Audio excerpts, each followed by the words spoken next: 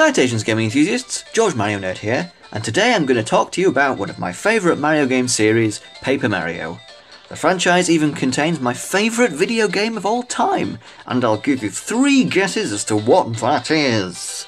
What could it be? Paper Mario is a series with a really weird history. The first one started its life as a sequel to Super Mario RPG, before Nintendo and Squaresoft had a falling out.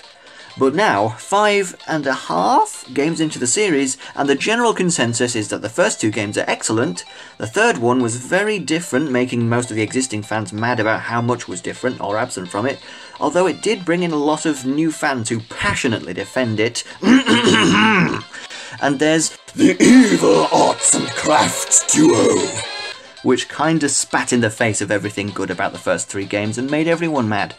The first 2 games in the series, the good ones, are put on a pedestal by some Paper Mario purists as flawless masterpieces and the standard of what a good Paper Mario game should be. And I'm not here to dispute the quality of those games. I love them too. They have fun and engaging gameplay mechanics, great stories, and even sometimes do a great job of subverting the usual Mario formula. Interesting locales and partners, with moving, compelling stories to tell. I didn't get around to playing them until my later teenage years, so I don't have as much of an attachment to them as I do Super Paper Mario, but I do think something more like the first 2 games would be a good direction for the series to go in the future. I mean, it's a tested and beloved formula that people want, so I say give it to them. However, I have noticed a common attitude among some of the fanbase for the first 2 games that I find to be a bit close-minded. I already mentioned this earlier, how a lot of people hate on Super Paper Mario because of how different it is to the first 2.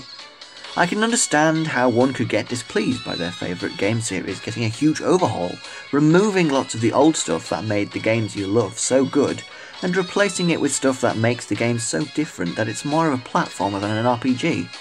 I felt a similar way about the arts and crafts games. But I don't think people should be hostile towards a game just because it's different. Super Paper Mario has so much of its own unique charm. The characters have so much depth and emotional moments. The 2D and 3D flipping mechanic is genuinely fascinating and makes the gameplay feel so unique. The locales you visit are so diverse and interesting and really work well with the game's digital art style.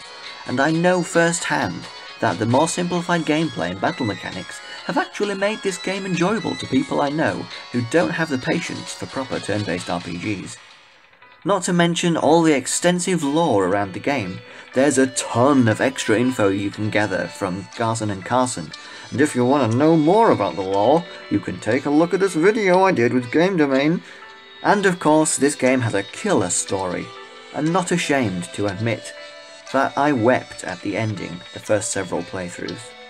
If you have legitimate reasons to not like it, that's fair enough. There's no such thing as a perfect game, but please don't judge it purely based on it not being the same thing you like, but again. And then it happened again! I'm not going to defend Sticky Farce or Colour Trash nearly as much as I did for Soup, but you've got to admit that this is a similar situation. Super Paper Mario radically changed the gameplay format, and that generated backlash.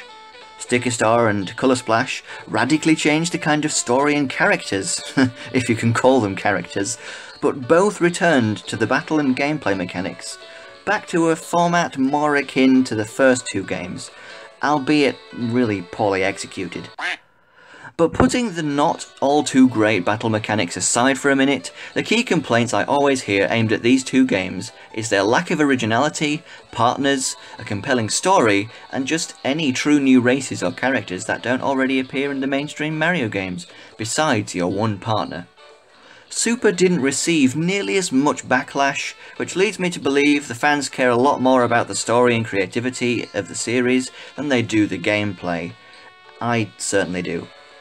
But now I am a bit worried that I'm making too many grand assumptions and blanket statements about entire fan bases. Please don't get offended or write your angry comment just yet. Wait until the end of the video, I do have some valid points to make. But do I think we're overly harsh on Sticker Star and Colour Splash? To a degree. Sure, the battle system's not great and the story and originality are sorely lacking, but I can't deny that I still had genuine fun playing them. These 2 games, especially Colour Splash, have an extremely appealing art style and world design.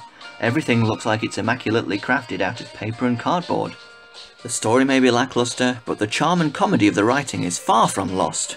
And neither of these games slack even a little bit in the music department.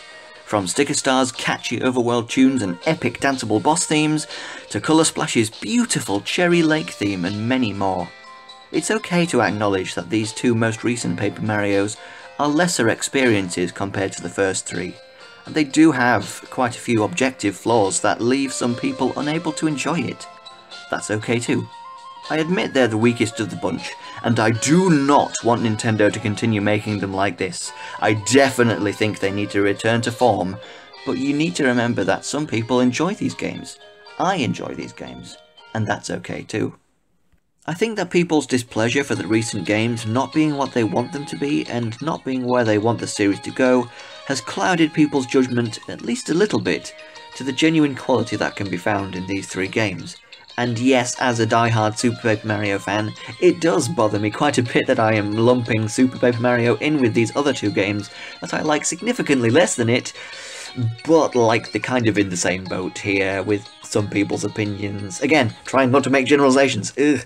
And speaking of good bits in the latter two games, there's this really good level called the Enigma Mansion in Sticker Star, and outside there's this really cold blizzard that's blazing down, and you've got to run around this massive mansion exploring it and collecting boos to put them into the book so that the mansion can be safe again. And it bothers me so much that people overlook this amazingly unique chapter in Colour Splash, where not only do you get to go on a freaking quest with pirates, but you're also going back and forth to this freaky parallel universe where the Shy Guys are friendly and the ocean is absent, and you've got to go there and change things to affect the normal world. It's bonkers. It's really, really good. And also, Wendy's battle theme in that chapter is really, really good. Someday, hopefully soon, I believe we will get a new Paper Mario that truly lives up to the level of quality of the first three, but hopefully with Colour Splash's graphical style, because that game just looked amazing. And when that happens, we can all breathe a sigh of relief, and perhaps not be quite so hard on the temporary, weird directions taken by the recent three games.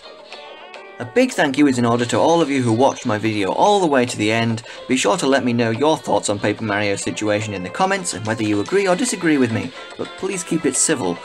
And be sure to subscribe if you want more videos about the Mario RPGs, including a Super Paper Mario playthrough coming in late June, hopefully, depending on how this virus pans out, as well as other Mario and Nintendo videos as well. I was a bit nervous about making this video because I don't really want to rub people the wrong way. Of course, people can definitely have legitimate reasons for not liking Super Paper Mario or Colour Splash or Sticker Star. Indeed, I just wanted to try and get some people who perhaps were disregarding the genuinely good things about those games purely because they are different to the first two. I just wanted to get those people to consider that there are good things in those games, despite it not being the same as the first two games. But I do understand if people don't like those games for whatever reasons. Please don't be too harsh on me because I haven't made a great deal of these videos yet, and I'm still learning how to do this properly without stepping on people's toes or making generalizations and stuff, and I am worried that I made too many generalizations in this video. But anyway, hope you weren't offended. Hope you can comment something nice, even if you disagree with me, that's fine. And thank you ever so much for watching, and until next time, farewell everyone.